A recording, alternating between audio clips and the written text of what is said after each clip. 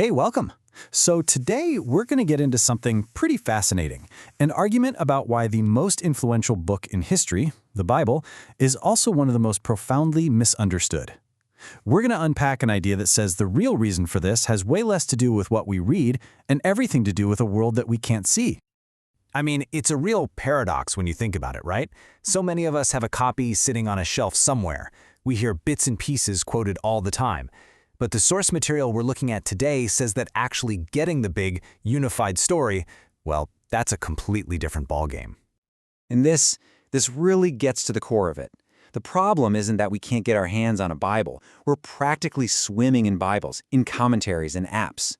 The crisis is in how we engage with it. We pick up this ancient foreign book, but we try to read it without ever leaving our modern world behind. Okay, so before we dive into the main argument, let's talk about the common reasons people give for why we just kind of skim the surface of this book. Think of these as the usual suspects, the answers most of us would probably come up with. You know, a lot of us heard these stories as kids. David and Goliath, Noah's Ark, Daniel in the lion's den. And we think, oh yeah, I know that one. But that feeling of familiarity can be a trap. It becomes the enemy of real curiosity, and it stops us from ever asking what these stories actually meant to the people who first heard them. And this right here is a really crucial distinction. We tend to mix up just reading the Bible with actually studying it. Reading is great. It often asks, what does this mean to me right now in my life? It's inspirational. It's what the text calls spiritual milk. But study asks a much harder, more important question. What did this mean to them, the original audience? And that is what leads to what the book calls solid food, a complete transformation of how you see the world. So just to sum up these common roadblocks, you've got that false sense of familiarity we just talked about. There's confusing casual reading with deep study. There's letting tradition or what you've always heard tell you what the text says instead of the text itself. Then there's just feeling like you're not smart enough to get it. And let's be honest, sometimes there's a resistance to the kind of deep change that real study actually demands of us. But here's the twist. While all of those barriers are absolutely real, the source we're digging into today argues that they're all just symptoms. They're not the actual disease. They're the smoke, but they're not the fire. And this brings us to the central, and honestly, kind of mind-bending argument of the source material.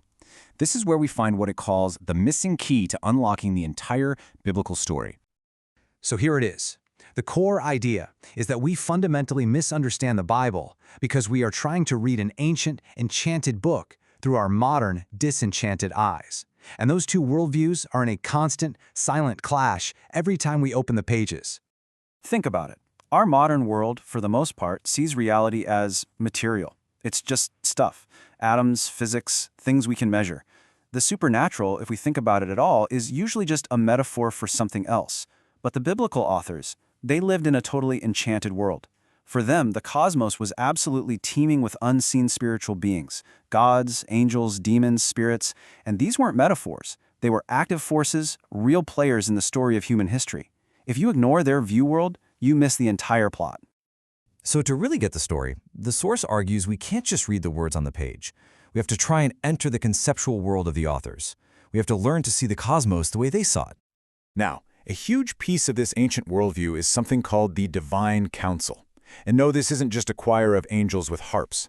Think of it more like a heavenly administration, a council of powerful supernatural beings, often called the sons of God, who actually participate in how the cosmos is governed. This idea is foundational to everything. And this chart is super helpful because it clarifies the vocabulary. We tend to just lump all of these beings together and call them angels, but the Bible is way more specific. The term sons of God seems to refer to their status as members of this council. Angel, on the other hand, is more of a job title. It just means messenger. And spirit describes their non-physical essence. Getting these distinctions right is actually crucial to understanding what's going on. Okay, so most of us know about the first big rebellion, right? The one in the Garden of Eden. But the source we're looking at argues that the biblical story is actually shaped by a sequence of 3 major rebellions that cascade through history, and they involve both humans and members of that divine council. So first you have the fallen Eden, where humans basically forfeit their authority to rule the earth. Second, there's another rebellion, this one involving some of those sons of God, that corrupts humanity and leads to the crazy violence that prompted the Great Flood. And third, at the Tower of Babel, God scatters humanity, but he also disinherits the nations, basically assigning them to the authority of other council members, who also become corrupt and lead their nations into idolatry. Each event builds on the last, setting the stage for a massive cosmic conflict. And this leads to this wild concept called cosmic geography. The idea is that the biblical author saw the different nations of the world as being under the dominion of these rebellious supernatural powers, what they would have called the gods of the nations. And all of a sudden, the Old Testament's constant conflict between the God of Israel and the gods of Egypt, or the gods of Canaan, it's not just a cultural dispute anymore, it's a cosmic turf war. So, if the Old Testament sets up this gigantic cosmic conflict, this global turf war between God and these corrupt spiritual powers, what does the New Testament do? Well, it doesn't start a whole new story. It brings this one to its epic conclusion.